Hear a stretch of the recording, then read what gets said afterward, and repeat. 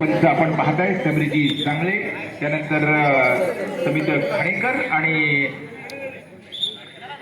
स्नेहलजी okay madam यांना या सामन्यासाठी पंचांच्या भूमिकेमध्ये पाहतायत. त्याचबरोबर या ठिकाणी प्रभूजी हुंबर्डे आणि निलेशजी खेडेकर आणि सुनीलजी ठगरे यांना सुद्धा आपण पाहणार आहात. पहिल्या गुणाची कमाई झाले, अकाउंट ओपन झाले ते म्हणजेच आर्य संघाकडून आर्य संघाकडून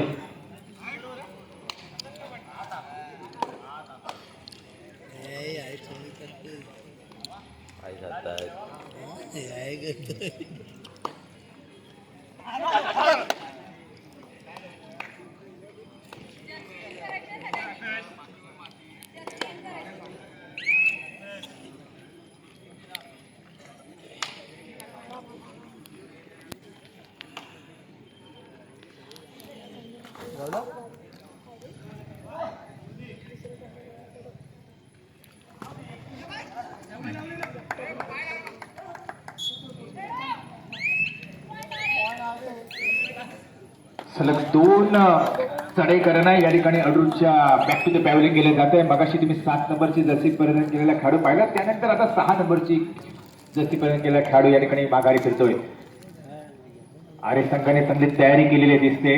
श्रीराम जगदीश आर्य, परंतु आता मात्र या विरोधीला भेटू शकला नाही तो म्हणजे 2 नंबरचा खेळाडू विठलाई. अडूर संघाने या ठिकाणी अकाउंट मगाशी आत्ताच ओपन केलंय, ते म्हणजेच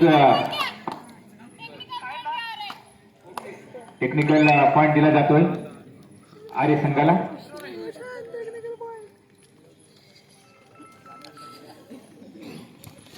यावेळी मात्र पुन्हा एकदा नजर हटी, दुर्घटना घटी. तुमचं पदलेलं अतिशय उत्तम असणं गरजेचं होतं. दोन्ही बाजूला तेवढीच चाणाक्षाशी नजर ठेवणं गरजेचं असतं. जर आपण एका कोपऱ्या रक्षकाच्या दिशेने जर नजर ठेवली तर निश्चितपणे मध्यरक्षक ही नजर हेरतो आणि आपल्याला या ठिकाणी टॅकल करतो. त्याच पद्धतीने या 7 नंबरच्या खेळाडूला बाहेर फेकलं गेलं. 13 नंबरचा खेळाडू म्हणजे 13 नंबरची जर्सी परिधान केलेला खेळाडू या ठिकाणी चढाई करतोय. तो म्हणजे अडूरच्या प्रांगणामध्येच 5 खेळाडूमध्येच, परंतु माघारी फिरावं लागतंय. आता मात्र 11 नंबरची जर्सी परिधान केलेला खेळाडू ज्याने या अगोदर सामन्यामध्ये अतिशय उत्तम पद्धतीने चढाई केली होती, तर त्याला मात्र या ठिकाणी पाठवलं जात आहे. ते आर्य संघाच्या बाजूने 7 खेळाडू 2-1 2-2 अशी रचना आखली गेले. तर पाहूया या ठिकाणी ओहो पाहू लागेल 2 गुणाची कमाई या ठिकाणी केली जाते. बॅक काढण्याचा चांगला प्रयत्न होता, पण तो टायमिंग उत्तम नव्हतं. कबड्डीमध्ये मित्रांनो टायमिंग अतिशय उत्तम असणं गरजेचं असतं. मग तो डिफेंडर असेल किंवा रायडर असेल, वेळेला अतिशय महत्व आहे. तुम्ही तो वेळ जर साधला नाही तर निश्चितपणे या ठिकाणी आपल्याला अपयश येऊ शकतं आणि तेच झालं बोनस पॉइंट. विठलाई अडूर संघाने फर्स्ट टाइम या ठिकाणी घेतली. जत्रा पाहतोय साई बोरकर हा एक अतिशय उत्तम खेळाडू म्हणून अनेक वर्ष आपल्या कारकिर्दीमध्ये अनेक मॅच स्वतःच्या हिशोबावर जिंकून देण्याची ताकद असलेला खेळाडू आज प्रशिक्षक पाहत आहे. दत्तसेवा आर्यच्या बाजूने, श्रीराम दत्तसेवा आर्यच्या बाजूने 6 नंबरचा खेळाडू ज्याला मगाशी उत्तम पद्धतीने पकड झाली होती, तो प्रयत्न करतोय पुन्हा एकदा.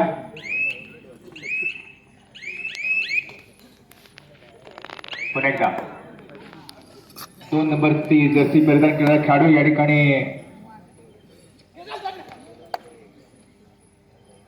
अडून ओहो चुकीची पकड म्हणावी लागेल. कबड्डीमध्ये मित्र अशा प्रकारची पकड करून चालत नाहीये. जर आपण या ठिकाणी टॅकल करायला तर हा ना अशा प्रकारची पकड करून चालत नाही. फुल फोर्सने या ठिकाणी पकड करावी लागते, परंतु हे झालं नाही आणि साहजिकच 12 नंबरचा खेळाडू हा बॅक टू द पॅव्हलियन होतो. पुन्हा एकदा 11 नंबरचा खेळाडू या ठिकाणी प्रयत्न करतोय. पाहूया कडी टिपण्याचा चांगला प्रयत्न. 3 फोटो वर गेले पंचाने, अर्थातच यावेळी 3 गुणाची कमाई 3 पॉइंट. पुन्हा एकदा आर्य संघाकडून 13 नंबरच्या खेळाडूला या ठिकाणी मैदानामध्ये पाठवलं जात आहे. आता मात्र प्रयत्न असफल होतोय. टुपकी मारली होती या खेळाडूने आणि साहजिकच या टॅकल मधून बाहेर पडतो. 4 गुणाची कमाई. मगाशी संघ अतिशय उत्तम पद्धतीने निवडलाय.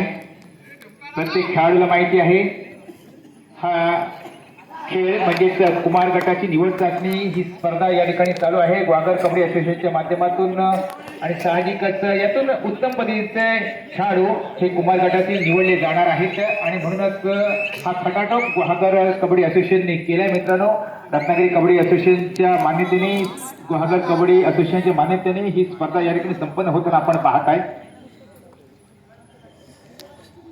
पुन्हा एकदा ओहो टिपला गेलाय कोपराक्षकाला. आणि अशा प्रकारे 6 नंबरचा खेळाडू हा पुन्हा एकदा बॅक टू द पॅव्हल होईल. म्हणजेच 1 गुणाची कमाई आर्य संघाला.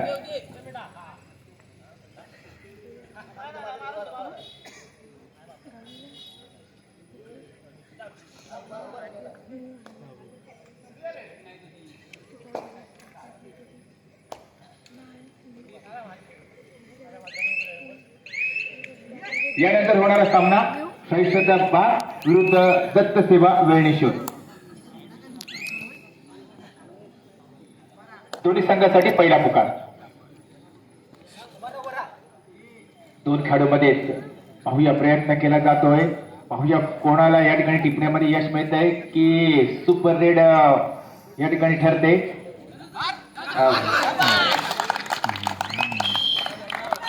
नक्कीच 4 गुणाची कमाई या ठिकाणी होते ती या खेळाडूसाठी. तिसरी लढाई थर्ड रेड या ठिकाणी सुपर टॅकल करण्याचा प्रयत्न होता त्या ठिकाणी सुपर रेड ठरली होती. या अगोदर चढाई ओहो यावेळी मात्र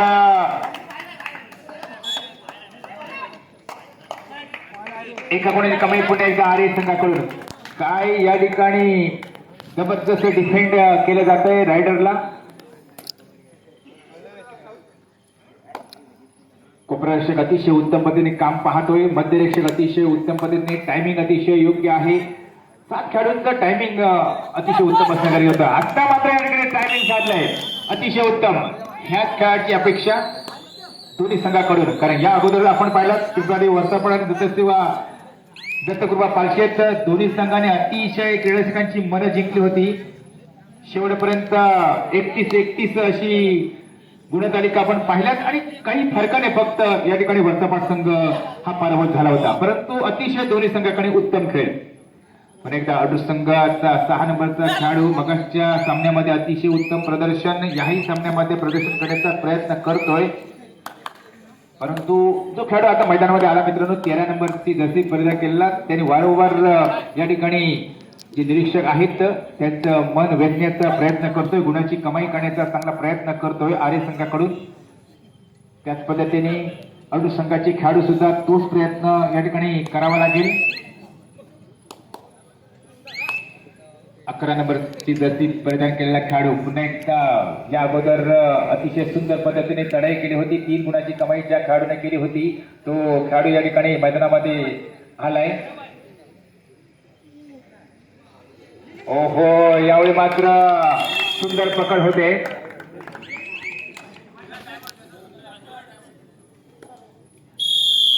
आता मात्र असफल. यावेळी टाइम ऑफ घेतला जातोय. तो साई आणि ओंकार हे दोघे बंधुराज त्यामुळे माझी जबलिंग झालं. ओंकार बोरकर या ठिकाणी आपण पाहत आहे. हा सुद्धा एक अतिशय उत्तम खेळाडू आर्य संघाचा.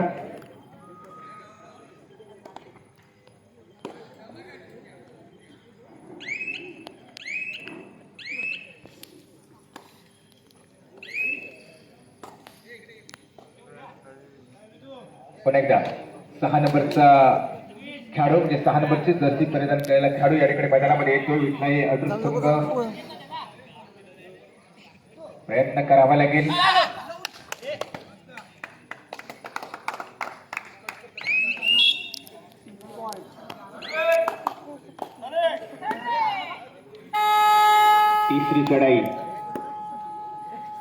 तिसरी चढाई आपण पाहत आहे. परंतु क्रीडा रसिक ज्या सामन्याची आतुरतेने वाट पाहतायत मित्रांनो, तो सामना काही क्षणानंतर आपल्या भेटीला येणार आहेत आणि तो संघ निश्चितपणे तृप्तीनगर अरुण संघ या संघाची क्रीडा रसिक निश्चितपणे आतुरतेने वाट पाहत आहेत, कारण त्या संघामध्ये अतिशय जबरदस्त काही खेळाडू आपल्याला पाहायला मिळणार आहेत. एक गुणाची कमाई होते ती म्हणजे आर्य संघाच्या बाजूने. डिफेंडरला या ठिकाणी बाहेर फेकला जातोय, मध्यांतर होतोय आणि मध्यांतरापर्यंत अतिशय उत्तम दोन्ही बाजूने खेळ पाहायला मिळतोय. गुणतालिका आपण पाहूया. 19-8 अशी गुणतालिका आहे. 19 गुण.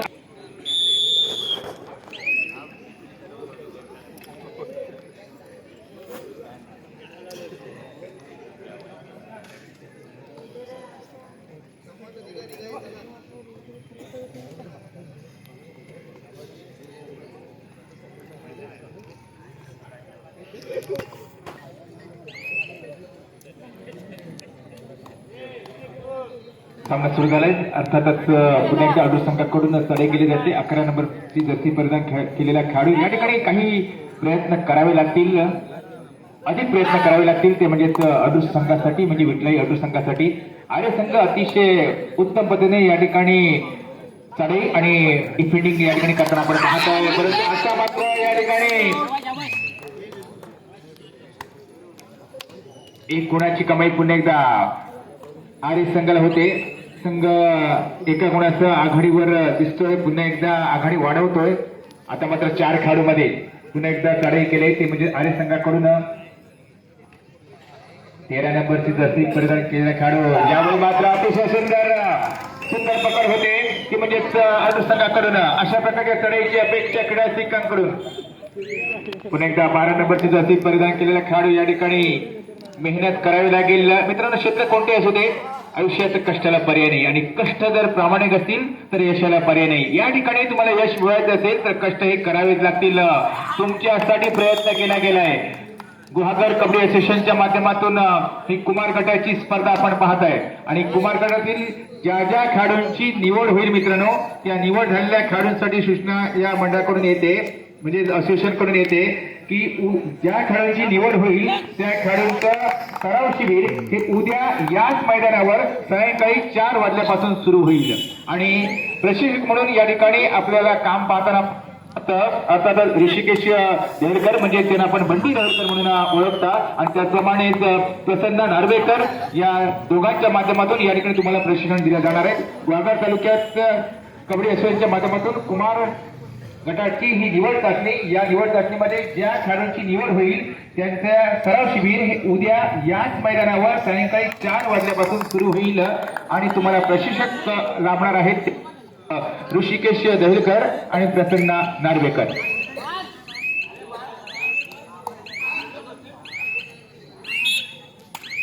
एका गुणाची कमाई पुन्हा एकदा आर्य संघासाठी.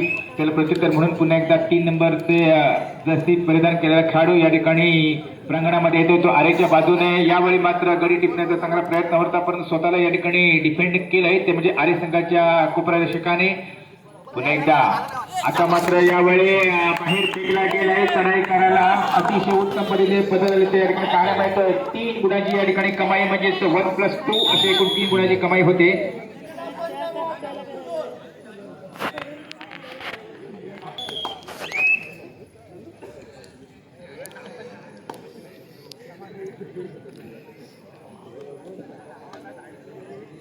पुन्हा एकदा आर्य संघाकडून या ठिकाणी चढाई केली जाते, ती म्हणजे 4 नंबरची जर्सी परिधान केलेला हा खेळाडू.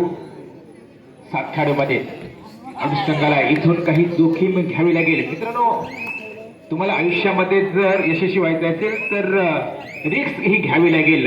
म्हटलं जातं, सूत्र आहे, लेंगे रिस्क तो मिलेंगे जीत फिक्स.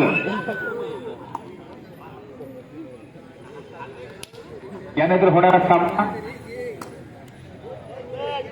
साई सदाबाग विरुद्ध दत्तसेवा बीड, या दोन्ही संघासाठी दुसरा पुकार.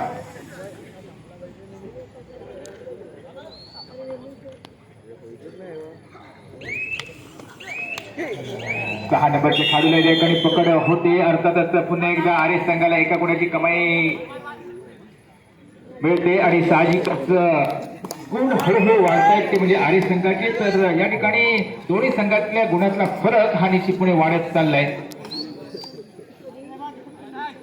पुन्हा एकदा आर्य संघाकडून यावेळी प्रयत्न निश्चितपणे केला जातोय. विठलाई अडूच्या खेळाडूंना निश्चितपणे या ठिकाणी प्रयत्न करावा लागेल. आता मात्र अतिशय सुंदर प्रयत्न या ठिकाणी पाहायला मिळतोय. अडू संघाला 1 गुणाची कमाई होते. इथून काही मोठ्या यश हो यावेळी मात्र पाहायला गेले पंच काउंट करतायत. बोनस प्लस 2 म्हणजे एकूण 3 गुणाची कमाई या ठिकाणी केली जाते ती या खेळाडूकडून. 11 नंबरची जर्सी परिधान केलेल्या खेळाडूकडून 3 गुणाची कमाई. अर्थातच त्याला प्रत्युत्तर म्हणून पुन्हा एकदा ज्या खेळाडूने 13-28 शेवटची 5 मिनिटं असताना या ठिकाणी जोखीम घेतली होती परंतु अंगलट आले आणि साहजिकच 3 गुणाची कमाई करून माघारी फुलला येतो म्हणजे आर्य संघाचा हा खेळाडू. ऍडव्हान्स टॅकल करण्याचा प्रयत्न होता. पुन्हा एकदा यावेळी मात्र अतिशय उत्तम पद्धतीने या ठिकाणी आपण पाहिलं कशा प्रकारे डॅश केलं जातं. ओंकार बोरकरच्या माध्यमातून या संघाला निश्चितपणे अतिशय उत्तम पद्धतीने घडवलं गेलंय.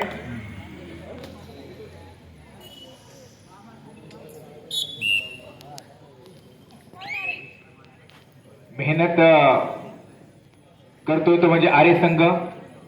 कबड्डीमध्ये मित्रांनो मेहनत करावी लागते. तर फिटनेस तुमचा अतिशय उत्तम असावा लागतो. परंतु आपण पाहत आहे ज्यावेळी शेवटची 4 मिनिटं ज्यावेळी एखादी स्पर्धा लागते त्यावेळी आपले तालुक्यातले हे खेळाडू 4-8 दिवस प्रॅक्टिस करताना आपण पाहतोय. कबड्डीमध्ये 4-8 दिवस प्रॅक्टिस करून चालत नाहीये. टाइम आउट घेतला जातोय.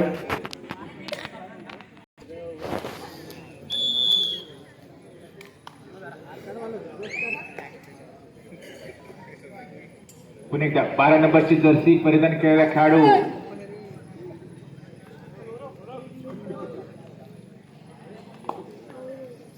माघारी फिरतोय. पुन्हा एकदा प्रत्युत्तर म्हणून आर्य संघाकडून अतिशय उत्तम पद्धतीने सपोर्ट अतिशय उत्तम होता आणि त्यामुळे या खेळाडूला पकड होते. 7 नंबरचा खेळाडू या ठिकाणी माघारी जाईल आर्य संघाचा. आता त्याला प्रत्युत्तर म्हणून 3 नंबरचा खेळाडू या ठिकाणी मैदानामध्ये येतोय.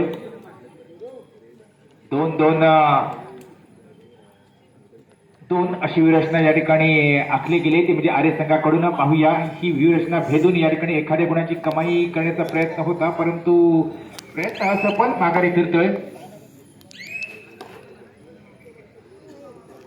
त्याला प्रत्युत्तर म्हणून 14 नंबरची जर्सी परिधान केलेला खेळाडू आता मात्र अतिशय उत्तम पद्धतीने या ठिकाणी उपरक्षक टॅकल करतोय.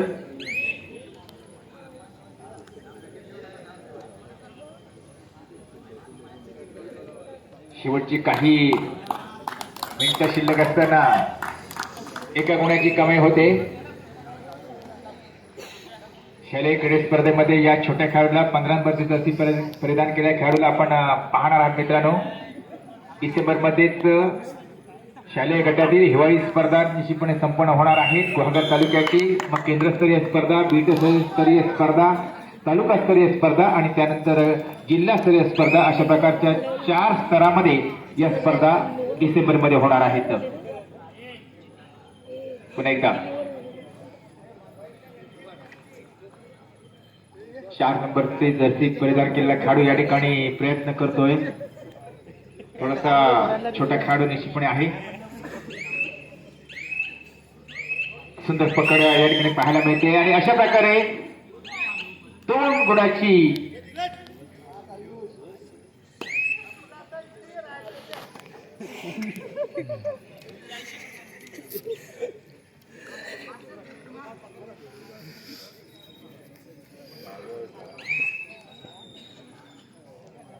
मला वाटतं काही सेकंद शिल्लक असतील